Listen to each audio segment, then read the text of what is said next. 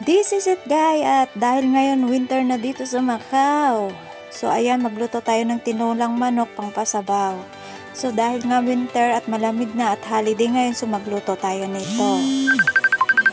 So ayan, at dahil nga magulo si kuya, tawag ng tawag. So ayan, meron na tayong mga ingredient natin. So ayan, nakikita nyo guys. At nag-init tayo ng mantika. So ayan, nag-isa tayo ng sibuyas, bawang, luya at pinag-golden brown natin ito para maganda, masarap yung amoy. So parang pinirito na rin natin o ginisa na rin natin yung ating manok na may naano na natin yan sa asin saka sa paminta. Parang nilamas na natin sa asin at sa paminta. So ayan, dahil para lumasa ulit, lagyan natin ito ng kunting patis.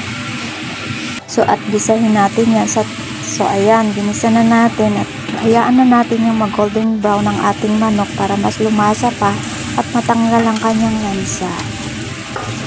So ayan, hayaan muna natin yan hanggang medyo magtuyo-tuyo na siya at igisa natin. So ayan, medyo luto-luto ng konti yung ating manok at mag golden brown na siya. So lagyan na natin siya ng tubig. Ang tubig na yan, ayan ang ating sabaw. So medyo okay ng ating tubig, so hayaan natin itong kumulo. So ayan na nga dyan guys, at nakikita nyo ng kumulo siya. So pwede na natin ilagay dito ang ating papaya.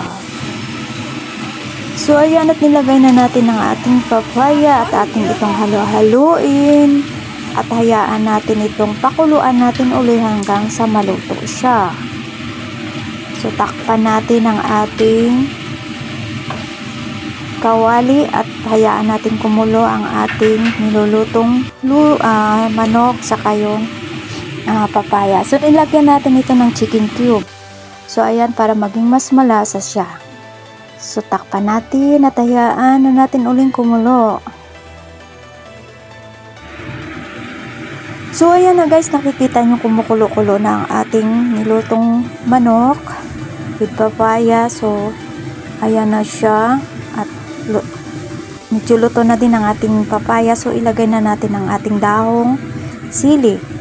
Yan ang ating dahon sili at haluin natin ito at para maluto. So nilagyan natin ito ng, kung may nakikita kayo yan na may siling mapula,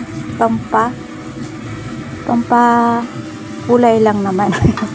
So ayan, at takpan natin uli ito at pakuluan natin uli para maluto din ang ating daong sili ng sakto lang, huwag siyang sobra. So ayan, at may kumulo na at ating tikman na ang ating nilutong tinula. Kung lasang tinula nga siya guys. Yan, ating halo-haloin at luto na din niya ang ating papaya. So ang ating dahon ng sili luto na din. So tikpan na lang natin ng kanyang lasa. So lasang tinulang manok nga guys. So ayan na siya. So it's yummy, tasty na. So this is it.